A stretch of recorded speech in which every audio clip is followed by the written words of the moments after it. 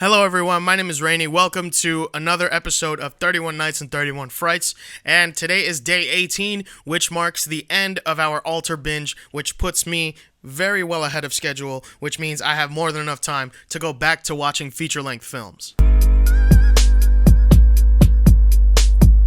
Today's film is Books of Blood, a 2020 Hulu original that dropped last week about how three people's lives are affected by the titular book. It's one book, by the way. It's the Book of Blood. In the film, they're looking for the Book of Blood, and I take it the plural books in the title refers to the bloody stories that we see unfold through these three characters, I guess. It gets off to a pretty strong start, but if you're gonna opt for practical effects, you gotta make that shit hit, and it just doesn't here. Which doesn't leave the best first impression, but you know, they do get better later on, so I guess that's fine. The first story is about this girl named Jenna with misophonia, a condition that makes her super sensitive to nonverbal sounds like chewing, spitting, laughing, shit like that. I looked it up, and it's apparently very real, and the film may be oversimplifying the condition a little bit, and it could be more nuanced than what the film leads us to believe. Anyway, she stops taking the meds for the misophonia, and her condition worsens, and she also suffers from sleep paralysis, which results from the intensity of her reactions to the sounds she hears throughout the film. The practical effects from the beginning weren't all that great, and the visual effects later on are even worse,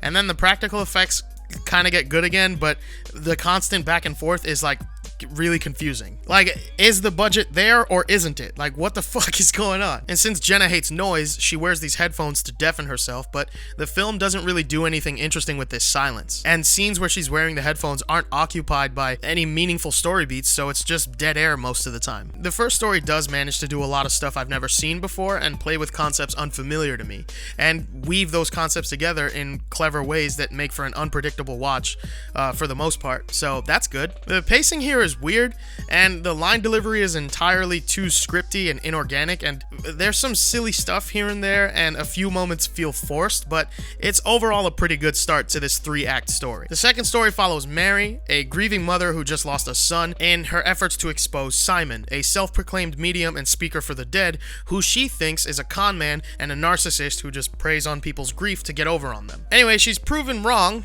obviously, and this story does this huge pivot from psychological horror thriller mystery to this romantic relationship between what I assume to be this 20-year-old kid and this like 49er cradle robber over here, and yet another pivot that I won't give away because I'd rather you guys see it for yourselves. And where the first story has weird beats, this second story has no sense of pace and makes it really hard to give a shit about the events on display here. Once again, the visual effects are laughable here and make it difficult for me to be scared by anything, but then the practical effects are really good, so like,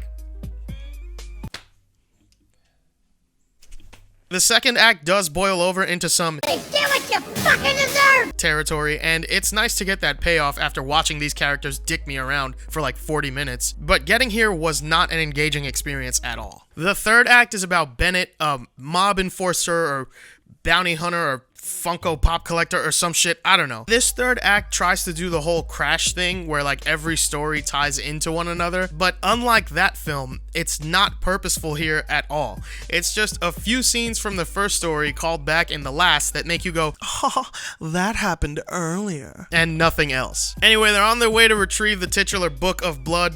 It's one book, and to literally no one's surprise, shit goes south. And the film ends in kind of the same inconsequential place that it started. I don't know, I'm beastin'. This film does have some pretty cool stuff, and you know, some pretty nice one-off moments that admittedly don't do anything for the story at large until it's too late. And that's a shame, right? Because based on that, you can tell that there was the potential here for something really cool and concise, and by the end of it, you'll appreciate everything you've just seen because it does tie together pretty well, so it does have a worthwhile payoff and doesn't feel like all that much of a waste of time. Having said that though, having a really good final 12 minutes doesn't make up for the previous hour and 30 of oddly paced and awkwardly told stories that loosely interconnect throughout, only for that to tighten into a vice grip at the last possible second. Some more thoughtful integration and maybe a little more patience with the pacing would have served this movie well, and if it had all the way sucked, I wouldn't even be as mad. I just wish that the first hour and 30 minutes were more like the last 12 minutes because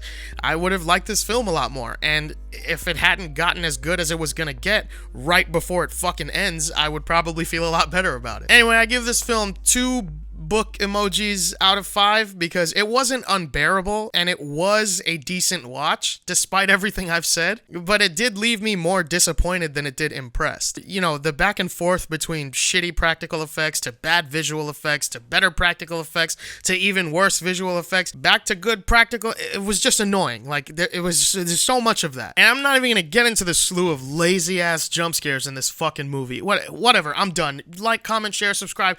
Books of Blood, Hulu, watch it, let me know. I'll see you guys next time.